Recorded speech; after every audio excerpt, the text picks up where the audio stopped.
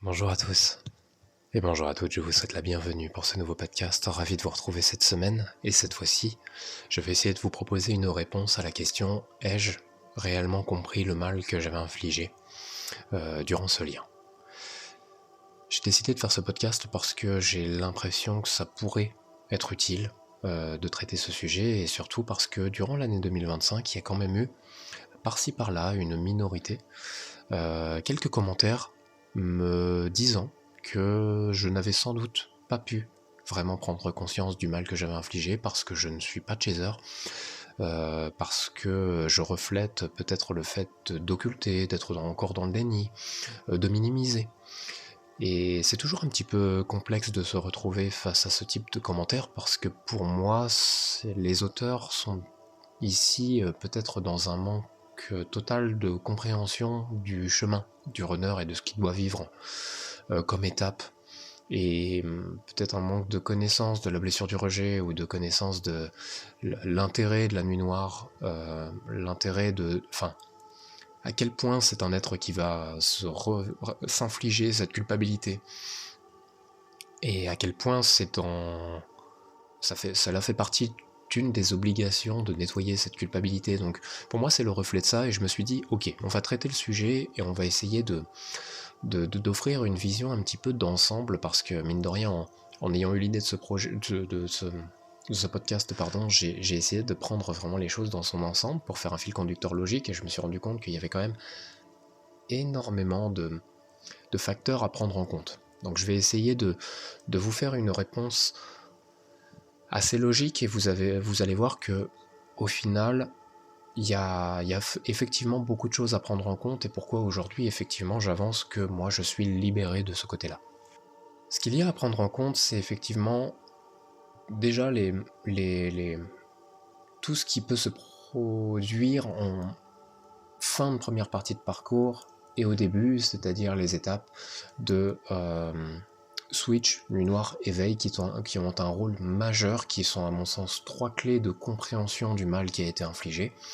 Mais pour ça, il faut aussi revenir un petit peu en arrière, voir à partir de quand l'ego s'est déclenché, voir quel type d'individu on est après et avant éveil, voir la première phase égotique aussi, quand est-ce qu'elle s'est déclenchée, pour voir à partir de quand on a infligé ce mal, pour quelles raisons, voir l'intensité aussi globale du lien, et comprendre pourquoi l'ego apparaît, pour comprendre ce qu'est l'ego, comprendre ce qu'est les phases égotiques. Il y a aussi le faux self à inclure. Alors je n'aime pas du tout le mot faux self, pour moi c'est un truc inventé, c'est un truc qui... Je trouve pas que le mot réussit à définir le phénomène, mais bon, pourquoi pas. Sachez que c'est la thématique du prochain podcast. On me l'a demandé plusieurs fois, j'ai pas encore traité ce sujet. J'ai traité les phases égotiques, mais pas le faux self, donc c'est le prochain podcast. Voilà. Celui d'après sera le libre arbitre, et celui d'après sera la situation actuelle. Voilà. Je vous le dis en passant. J'espère que ça vous plaira dans tous les cas. Donc oui, il y a énormément de critères à prendre en compte. Faut se dire que si l'ego apparaît, c'est pas pour rien. Si c'est au moment où l'ego est présent que l'on fait le plus de mal, faut comprendre pourquoi. Faut comprendre la blessure du rejet. En fait, c'est complètement inutile de mettre toute la culpabilité sur le dos du runner, parce que tout cela a une explication. Tout ça dépend tellement d'une multitude de choses. Mais je pense que dans tous les cas, tous les runners finissent par être dans l'obligation de comprendre ce qu'ils ont infligé. Je vois pas d'autre alternative, honnêtement. Parce que la blessure du rejet nous fait tellement accumuler de regrets, remords, mélancolie, de culpabilité, elle finit par tellement être énorme. Ce qui est dingue, c'est vraiment de se rendre compte qu'on ne libère rien, il n'y a rien qui est dépassé, tout est enfoui. Donc c'est dingue de se dire que nous traversons l'espace-temps en accumulant toutes les difficultés. Donc tout est effet papillon chez un runner, c'est-à-dire qu'une difficulté précédente est encore là lors de la suivante. Donc c'est impressionnant à quel point nous libérons, extériorisons absolument pas. Donc à partir de là, on comprend à quel point les phases égotiques peuvent être brutales, à quel point elles peuvent être toxiques, à quel point elles peuvent être égocentriques, et parce que on encaisse et reçoit tellement d'émotions négatives, on les loge dans tous les organes, qu'au bout d'un moment, la cloche sonne et vient le moment de libérer ça. Ce qui a été vraiment compliqué, ce qui moi a engendré le plus de culpabilité, c'est justement ce phénomène de phase égotique, parce que le problème de l'ego, c'est que chez une personne normale, et même actuellement, quand mon ego se déclenche, il apparaît, puis s'en va. C'est-à-dire qu'on a tous, sur le moment, dans l'instant T, avec l'énergie, nos problèmes, ce qui va pas, notre limite, qui varie. Et donc, si un fait ou une situation déclenche notre ego, l'ego ensuite il s'en va. Voilà, c'est situationnel. Ce n'est rien de durable. Les phases égotiques, l'ego est là en permanence. On se réveille avec et on s'endort avec. Et ça peut durer X temps, X jours, X semaines. Pendant tout ce temps-là, il n'y a aucun monde où on fait les choses bien. Et le problème, c'est que le chaser est un bouc émissaire de ça. L'ego, il faut comprendre qu'il n'est pas là pour rien. L'ego est un mécanisme de défense, purement égocentrique et toxique. Donc il est là pour nous protéger. Quand on a la blessure du rejet, alors là, c'est valable aussi pour la blessure d'abandon, je suis sûr que vous en conviendrez, mais j'ai dans l'idée que pour la blessure du rejet, l'ego protège vraiment encore plus pour un rien. Je vois quelqu'un qui a la blessure d'abandon comme quelqu'un qui peut être très facilement blessé, évidemment, mais je vois comme une personne un peu plus forte, avec une capacité à gérer ses émotions quand même un petit peu plus prononcée, quelqu'un qui peut encaisser un peu plus. Alors c'est rarement bon d'encaisser, hein, parce que forcément, vaut mieux libérer, extérioriser, contrecarrer ça, en conscience plutôt que de loger ça quelque part dans le corps, évidemment. Mais je vois la personne avec une blessure d'abandon comme un être qui peut, en tout cas, encaisser beaucoup plus, quelqu'un de plus fort, quelqu'un qui peut vraiment prendre plus à charge. Le runner, c'est beaucoup plus binaire que ça. Il reçoit quelque chose, il sait pas le gérer, il sait pas réagir à ça, donc c'est soit l'ego apparaît et renvoie direct la balle, soit il prend, il met à l'intérieur de lui. C'est très binaire en fait, hein, la réaction qu'il peut y avoir. Il y a tellement peu de capacité à gérer les émotions qu'au final, l'ego il intervient en un claquement de doigts. Et si l'ego n'intervient pas, parce que ma chaser a fait énormément de mal à des moments où l'ego intervenait pas. Donc c'est des moments où je refoulais tout. Et c'est ces moments-là qui étaient vraiment les plus durs à vivre. Et les moments où elle fait le plus de mal. C'est vraiment... J'ai l'impression que les moments où elle a fait le plus de mal, c'est les moments où l'ego ne me protégeait pas. Et vraiment, à ce moment-là, il y allait vraiment très très fort. Et de manière très impulsive et vraiment très injuste. Et forcément, tout ça, c'est logé à l'intérieur et c'est porté dans le temps. C'est vraiment quelque chose de... L'ego, c'est quelque chose de très complexe. Mais à la base, il naît d'une situation traumatisante vécue pendant l'enfance, hein, que ça soit runner ou chaser, et du coup, forcément, il ne naît pas pour rien. Mais moi, je lui en veux quand même d'intervenir, ne serait-ce que parce qu'il y a un semblant de début de ressemblance à une situation un petit peu éloquente par rapport à ce qui a été vécu dans l'enfance par exemple, ou des événements vraiment ultra méga complexes à vivre. Donc voilà, faut comprendre que l'ego il apparaît pas pour rien et que le runner inflige pas du mal pour rien. Ce mal, j'ai commencé à l'infliger vraiment très tôt dans la relation, c'est-à-dire que on s'est rencontrés au collège, donc une rencontre très puissante, mais malgré cette énergie très puissante, ça n'a pas empêché l'apparition de l'ego quelques temps plus tard. Et comme j'étais un bébé hein, à ce moment-là, elle était quand même déjà la blessure d'abandon, vraiment, ici il y avait vraiment cette différence entre mon immaturité et elle, le fait qu'on l'ait poussée à grandir. C'était vraiment l'une de nos principales différences, c'est de voir à quel point il y avait un fossé, pourtant on a 1 an d'écart, et ce fossé était énorme entre nos personnalités, hein. C'est vraiment l'énergie qui nous a réunis, parce que sinon, il y avait absolument rien pour. Hein. Et du coup, dans cette immaturité, moi je n'avais aucune capacité à gérer les émotions. Et au bout d'un moment, ça a fini, cette relation, malgré qu'on était des enfants, eh bien, était ingérable de mon côté. Et donc, l'ego a fini par la prendre pour cible, au lieu de commencer doucement à se remettre en question, poser les choses, discuter. Non, aucun moyen pour ça. Et donc l'ego a d'ores et déjà très tôt commencé à la prendre pour cible. La première phase égotique est vraiment apparue après notre première séparation de 4 ans. On a vécu quand même 1 an et demi où c'était le chaos dans nos vies, mais où il y avait cette énergie, hein, donc une phase apparente à une lune de miel, parce que c'était très harmonieux entre elle et moi, disons. Et ensuite, on a emménagé ensemble, hein, tout simplement, et c'est dans ce premier appartement où la première phase égotique est née. Je crois me rappeler qu'au sein de cette phase égotique, il y a eu un premier faux self. Je m'en souviens de 4, parce que je pense pas qu'il y en a eu plus que ça. Et effectivement, cette première phase égotique a vraiment été brutale. J'ai vraiment infligé énormément de mal pendant cette phase, et elle a duré quand même assez longtemps. C'était vraiment très complexe la vie à gérer à ce moment-là, hein. C'était vraiment... ouais, il y avait un chaos vraiment global. Rien n'allait en fait. Et le truc, c'est que elle, beaucoup plus connectée à ses émotions, beaucoup plus consciente, beaucoup plus avec une bonne vision de la relation et ses capacités, son potentiel, aurait voulu évidemment, très simplement, que l'on gère les problèmes à deux. Et sauf que la blessure du rejet empêche ça. C'est un recroquevillement sur soi, c'est une bulle en fait autour qui, plus il y a de la souffrance, plus il y a cette phase compliquée qui s'installe, plus en fait la bulle grandit. Et donc on laisse... Enfin, et peut-être maladroit ici, j'ai laissé de moins en moins de place à son énergie à elle. Donc au final, elle s'est sentie vraiment très très seule, en plus du mal que je lui ai infligé par ma mauvaise communication, par ma distance, par ma mauvaise énergie. Tout le reste, ce ne sont que des cycles, c'est-à-dire qu'on prend celui-ci, une phase correcte, une phase égotique, une séparation, et on l'adapte 5 fois. Donc ici, on peut prendre effectivement une dizaine d'années avec ce schéma qui se répète, des cycles. Elle a eu besoin de tout ça pour effectivement être amenée à ce changement d'énergie appelé le switch.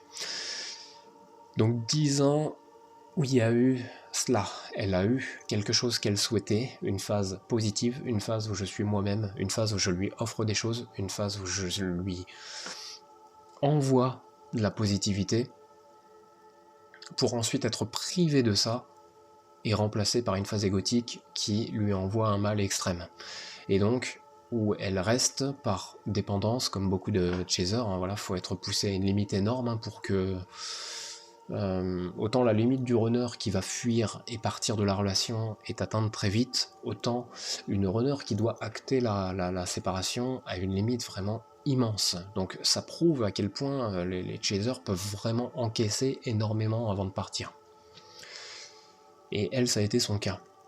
La quantité de mal infligé pendant cette période de 10 ans a vraiment été énorme. Entre le moment où on s'est rencontrés et le moment où j'ai commencé à travailler sur l'ego, à être observateur de quand il se déclenche, à commencer à comprendre ce que c'était que les blessures de l'âme, à commencer à... vous voyez le fameux réveil, quand la conscience, non pas la conscience, mais l'esprit, quand on ouvre pour la première fois notre esprit, bah, il a fallu 10 ans. 10 ans. Donc 10 ans avec un ego qui se déclenche à la vitesse de la lumière et qui ne prend absolument pas en considération l'autre, juste pour me protéger d'un truc qui n'existe plus. L'ego n'est absolument pas ancré dans le temps, et donc protège d'un truc qui, dans l'éventualité que ça arriverait de nouveau. Et le réel problème de ça, c'est que effectivement, pendant ces 10 ans, elle aussi a fait un mal extrême, mais j'ai infligé du mal, des fois, quand elle ne faisait rien de mauvais. Et je pense qu'elle aussi, ça a dû faire travailler sa blessure d'injustice, et en plus de sa blessure d'abandon. Donc tout cela, effectivement, j'en ai conscience. Tout ça, j'ai pu y revenir. Notamment les phases de séparation m'ont énormément servi. J'ignore, en toute sincérité, pourquoi on m'a laissé prendre conscience que les séparations étaient utiles, et servaient à quelque chose, étaient nécessaires et arrivaient par cycle. Pourquoi on m'a laissé comprendre ça avant même que mon esprit s'ouvre, j'en ai aucune idée. Il y a énormément de témoignages de runners qui diffusent comme ça certaines pensées, certaines paroles en faveur de ce qu'ils pourraient penser au summum de leur potentiel. Mais je pense intégrer ça dans cette catégorie, mais je vous avoue que je comprends pas pourquoi j'avais conscience de cela. Aucune idée. Le réel problème de ce rôle et de ce mal qui est infligé au chaser, c'est que la manière dont c'est fait, par cycle, c'est vraiment tout le problème. C'est-à-dire qu'en phase de séparation, elle aussi m'a dit bah ouais mais regarde, tu vis très bien quand on est séparés. Elle aussi m'a sorti cette connerie. Bah, le truc c'est qu'elle avait aucune idée en fait de comment ça se passait, et moi j'avais pas encore l'explication, ni le lexique, ni le vocabulaire, ni la communication qui va avec. Hein. Mais l'ego, une fois qu'il tombe, donc environ 1 à 2 mois après la séparation, bah, en fait, il me laisse moi-même. Et à partir de là, bah, je retrouve totalement cette envie d'être avec elle. Donc forcément, tout ce qui est fait ensuite, tout ce qui est déclenché, est une énergie aussi envoyée vers elle. Et ça, elle en avait aucune conscience, et elle prenait simplement les faits de bah oui, mais regarde, tu fais plein de trucs alors qu'on n'est plus ensemble que tu faisais pas avant. Bah oui, mais ça, c'est plus compliqué que ça. Ce qui a permis vraiment de sortir de ce marasme, c'est cette dernière phase égotique où j'ai dû vraiment infliger beaucoup de mal en termes d'attitude, de communication et d'énergie pour que elle ait switch. Le switch, ça a vraiment été la première clé de compréhension.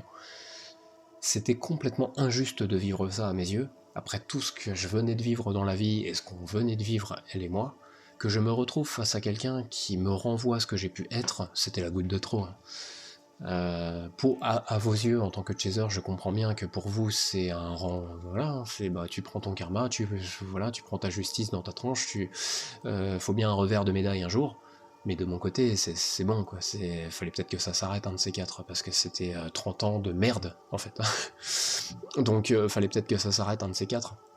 Au final, une fois cette phase passée, bah, c'était absolument incroyable de comprendre, grâce à ces 5 mois où elle m'a purement renvoyé tous les jours ce que j'ai pu être, ça a vraiment été une clé énorme.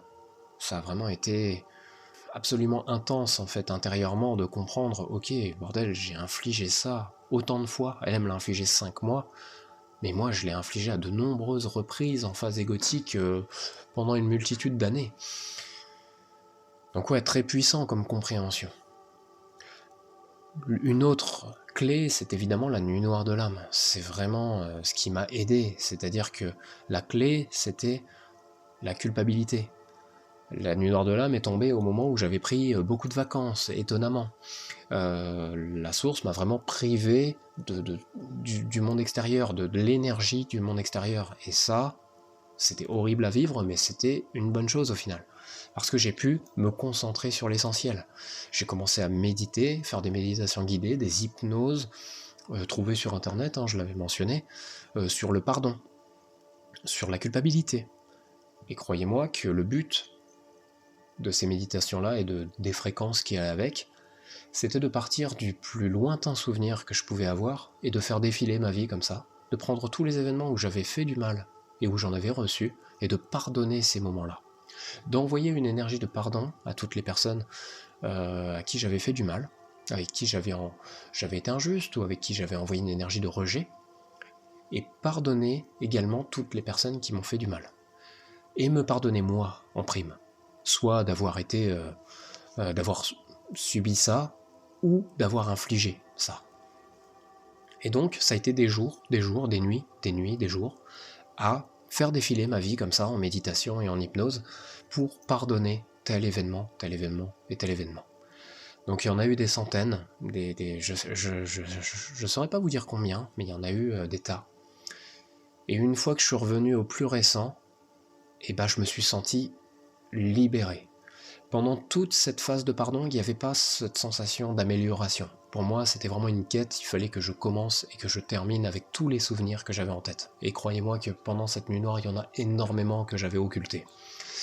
Et ça a vraiment été l'une des plus grandes clés, cette période, parce que vraiment la sensation envoyée, l'émotion, l'intention était vraiment sincère.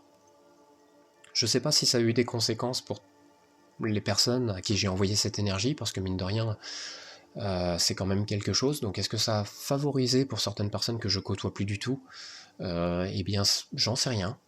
Mais en tout cas, ça a été nécessaire pour moi de faire ce travail. Donc ça a duré quand même une longue période, parce que pour faire ça pendant autant d'heures et tout ça, bon, en même temps, pendant 3 semaines de vacances, j'avais un peu que ça à foutre. Donc du coup, j'avais envie de rien, j'avais envie de rien. Aucune occupation, aucune distraction, rien du tout. Enfin, la nuit noire, comme vous en avez déjà vécu, donc vous savez. Donc forcément, fallait être productif au moins là-dessus. Et la dernière clé, évidemment, ça a été l'éveil. Sans doute la plus importante, quand même ex aequo avec la nuit noire, parce qu'en fait, c'est impressionnant comment cet éveil a été un changement identitaire, de perception, d'énergie, et donc je me suis effectivement réveillé avec tellement d'outils que je n'avais jamais eu, que il y a automatiquement un lâcher-prise et une forme de pardon qui s'installe parce que je comprends instantanément ce que ça a été que de passer 30 ans sans ces outils-là. Je sais pas si je suis clair en disant ces propos-là, mais techniquement, être capable de relativiser, être capable de communiquer, parce que cet éveil m'a amené cette capacité à être serein en termes de communication, et être calme, et avoir l'élocution que j'ai actuellement avec vous, hein, parce qu'avant je ne l'avais pas, et j'aurais été strictement incapable de tenir un micro pour parler à des milliers de personnes, hein, ça aurait été impossible. Donc cette capacité à communiquer, cette capacité à parler de tout, la disparition des sujets sensibles, des sujets tabous, le fait de se sentir bien, le fait de se sentir ancré, le fait de pouvoir écouter l'autre, l'ego qui ne se déclenche plus aussi facilement, l'ego que l'on peut aussi bien plus maîtriser, avoir pardonné aussi tout ce qui a pu se produire, la blessure du rejet qui du coup avait été estompée en kinésiologie, la capacité à se protéger des énergies extérieures que j'ai appris aussi en kinésiologie. Tout ça, là, je venais de me découvrir un monde entier de possibilités avec des outils absolument incroyables que je n'avais jamais eu, donc automatiquement la perception change et c'est, mais bordel, j'ai vécu 30 ans sans ça, donc automatiquement ça nous permet de relativiser sur ce qui a été vécu. En plus de ça, la perception est très spéciale après cet éveil parce que j'étais encore ce gars d'avant la veille, mais il y a la sensation temporelle paraissait complètement cassée et ça me paraissait être très lointain, cet état.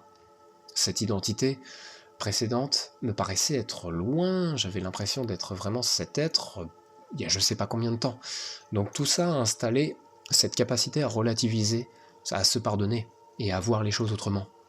Et à pouvoir revenir sur du mal infligé de manière plus calme. Et surtout, c'est aussi une période à partir de là où je lui ai envoyé quand même des excuses. Hein. Je lui ai dit ouvertement que j'étais désolé. Donc, je pense qu'elle avait besoin de ces excuses, mais je me rendais pas compte. En fait, en m'excusant, je l'ai fait pour elle. Mais je me rendais pas compte à quel point ça m'aurait servi aussi. Donc, à partir de là, j'ai compris que vraiment, parce que j'ai toujours eu un énorme problème avec les excuses. Pour deux raisons, c'est-à-dire que toutes les personnes qui se sont excusées ont reproduit leurs erreurs, et ça c'est quelque chose que j'ai toujours détesté, voire haï. Le problème de ça, c'est que je faisais pareil. Donc, le truc c'est que quand je m'excuse d'avoir infligé du mal, que l'on se remet ensemble, rebelote, je redeviens le même être je refais les mêmes choses de ce pourquoi je me suis excusé. Donc, je lui ai dit, un beau jour, je m'excuserai plus. Je m'excuserai que quand je serai absolument certain que je reproduirai pas la même erreur. Donc, j'ai fini par plus m'excuser, alors que les gens en auront eu peut-être besoin, et j'ai fini par refuser que les gens s'excusent. Et c'est toujours un petit peu le cas. Hein. Je m'excuse quand vraiment je sais que je reproduirai pas une erreur. Et quand quelqu'un s'excuse, ça me prend un peu la tête, je vous avoue. Parce que, voilà, c'est horrible en fait pour moi de s'excuser de reproduire la même connerie. C'est soit tu comprends, soit tu comprends pas. C'est comme ça pour moi. Et donc quand je me suis excusé ce jour-là, c'était quand même porté par une énergie assez puissante parce que je m'excusais plus du tout pour rien. Et ça m'a vraiment aidé de faire ça. J'ai la même logique que les excuses avec les promesses. J'en ai pas refait pendant des années parce que je lui avais promis que je serais plus cette personne vraiment qui lui avait fait autant de mal et loupé. Tout cela, mis de bout à bout, fait que j'ai eu une compréhension globale de tout ce que j'ai pu lui infliger comme mal, dans les petits comme dans les grands détails. Et ça m'a offert vraiment une vision globale de la toxicité de cette blessure du rejet et de l'ego et de la blessure dans toutes ces phases. Ça a vraiment permis de comprendre que j'avais été très loin, pour des fois très peu. cet aspect de surréagir, cet aspect d'être injuste, cet aspect de détester, hein, parce que faut se dire que j'ai été très loin, hein, j'ai fini par devenir, pendant certaines périodes, assez... alors pas raciste parce que j'avais pas de problème avec les communautés, mais à détester les gens, pardon, c'est plus ça que je veux dire. C'est xénophobe en fait qui me venait dans la tête, alors que c'était pas ça, c'était plus... J'ai oublié le mot, voilà. Misanthrope, c'est ça que je voulais dire. Donc j'ai vraiment fini par détester les êtres humains pour leur capacité à infliger du mal et leur non remise en question. Et en fait, le problème c'est que je faisais clairement partie de ce que je haïssais, et ça c'est très connu hein, en psychologie. Et du coup, j'ai vraiment pu prendre conscience vraiment du mal que j'avais infligé dans sa globalité à tous les gens, à tout mon monde extérieur, parce que mon monde intérieur était vraiment très chaotique. Donc il y a un aspect de détester d'être égocentrique, mais de l'être. Il y a un aspect de détester les gens toxiques, parce que des pervers narcissiques, par exemple, j'en ai rencontré quand même quelques-uns, et c'est vraiment quelque chose d'insupportable, hein. C'est vraiment des gens vraiment horribles, hein, on va pas se mentir. Et le pire, c'est que les runners sont associés à ça, et je comprends pas. Je comprends pas qu'on puisse être associé à ça, parce que vraiment, même si j'ai été loin, j'ai toujours reçu pire de leur part. Honnêtement, hein, c'est vraiment des êtres qui vont très très loin. Donc, ouais, cet aspect de détester les gens toxiques, mais de l'être, et de prendre conscience que la pire peur, c'est de faire du mal au chaser, et malheureusement d'en faire. Et de finir par arriver à la conclusion que je devais le faire. C'est vraiment une fatalité terrible de prendre conscience de ça en tant que runner, je vous le promets, parce que quand cette peur est autant ancrée en soi, une personne là qui, déjà, quand on a commencé notre relation, j'avais une vision de la femme complètement erronée, hein. Donc cette peur a été matérialisée par ça aussi, c'était les femmes, on les fait pas souffrir, tout simplement. Donc c'est pas simplement sa femme que l'on ne fait pas souffrir, c'est les femmes. Donc quand ça fait partie aussi intégrante de soi, du coup, de voir que l'on participe au problème, que l'on participe à tout ce qu'on déteste dans ce monde, qu'on participe à cette catégorisation des hommes et des femmes, là, ce combat homme-femme que je trouve d'une débilité terrible. Au lieu de voir les plus et les moins de chacun, c'est un combat d'ego, c'est terrible. Mais du coup, je n'aidais pas dans mon attitude à prouver qu'il pouvait y avoir mieux, donc c'était vraiment terrible de se retrouver face à cette fatalité-là. Elle a eu la vie dure, hein, c'est pas quelqu'un qui a eu la vie très, très simple, honnêtement, et donc d'amplifier le phénomène, ça a vraiment été complexe. Aujourd'hui, je peux dire, alors pas avec fierté, hein, rassurez-vous, mais oui, je me suis pardonné, oui, je comprends le mal que je lui ai infligé dans tous les détails, dans tous les aspects, je comprends pourquoi je devais le faire, je comprends que je devais le faire, et je n'ai absolument aucun doute là-dessus. Je ne minimise pas le mal que j'ai fait, je ne suis pas dans le déni, je suis pas dans quoi que ce soit, je sais ce que j'ai fait, et ce que j'ai fait a permis là où elle en est maintenant. Voilà. Elle avait besoin de ça, point barre. Donc, si aujourd'hui la conséquence, c'est que après le switch, elle m'a infligé ça, qu'elle parte loin, qu'elle veuille plus de ça, qu'elle ait besoin de distance, qu'on ait installé ce silence aussi, qu'elle soit dans une nouvelle relation, qu'elle soit épanouie comme ça, c'est ok. J'assume totalement les conséquences de cette dizaine d'années de lien, hein, je l'assume complètement. Et que l'on se retrouve jamais, je l'assume complètement, ça me va, il n'y a aucune envie particulière, hein, du tout, c'est un lâcher-prise total, c'est moi, j'ai ma route, ma vie, j'ai envie de telle chose, j'ai envie de tel thème, de telle direction, je sais ce que je veux aujourd'hui, il y a des choses merveilleuses qui m'arrivent, si elle n'en fait pas partie, tant mieux, il n'y a pas de souci, tant pis. Ce pardon, c'est aussi ça, c'est aussi d'accepter complètement les conséquences de tout ce qui a pu se passer. La dernière fois qu'on a discuté pardon, elle m'a dit « Moi je me suis pardonné, mais toi je t'ai pas encore pardonné. » Ce que ça devient aujourd'hui, j'en ai aucune idée et ça ne m'intéresse pas. Ça ne m'intéresse pas parce que je sais que c'est quelque chose qui est en lien directement avec elle. Je n'ai pas ce besoin aujourd'hui qu'elle me pardonne, je n'y mets aucun attachement. pour être très honnête avec vous, parce que je sais que le pardon, c'est quelque chose de vraiment très personnel. Ce n'est pas quelque chose à porter sur l'autre. Quelqu'un peut avoir besoin de nos excuses, ou on peut avoir besoin des excuses de quelqu'un, bien évidemment, mais la notion de pardon est vraiment intrinsèquement personnelle, en lien avec notre évolution personnelle. Et donc je n'ai pas ce besoin qu'elle me pardonne parce que je sais que c'est elle qui aura besoin de me pardonner pour vraiment se sentir plus légère sur sa route. Moi, je vais pas me sentir plus léger à ce qu'elle me pardonne.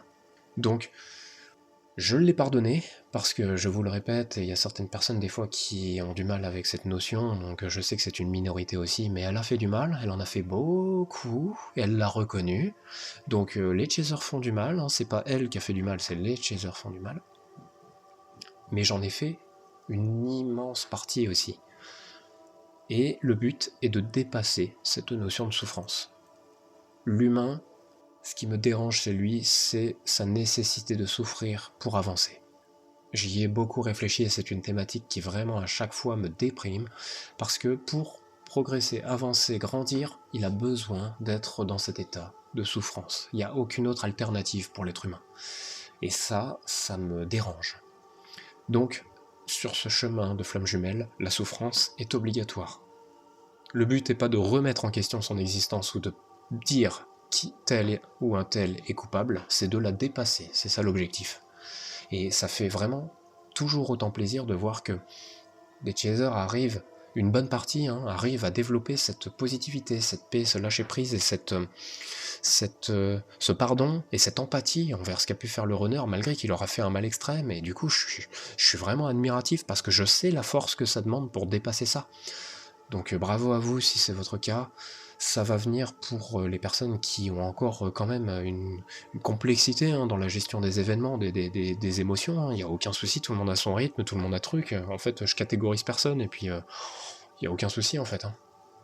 6 mois il m'a fallu autant d'années pour évoluer, je vais pas commencer à dire quoi que ce soit sur un tel ou un tel qui progresse en X temps. Et ça serait déplacé de dingue, j'imagine que vous comprenez. Donc voilà, oui, je suis ok avec le mal que j'ai infligé. Voilà. J'espère que ça vous aura plu, j'espère que c'était agréable à écouter, j'espère que ça vous aura aidé peut-être dans votre besoin de compréhension. Ça m'a tenu à cœur de faire ce thème-là.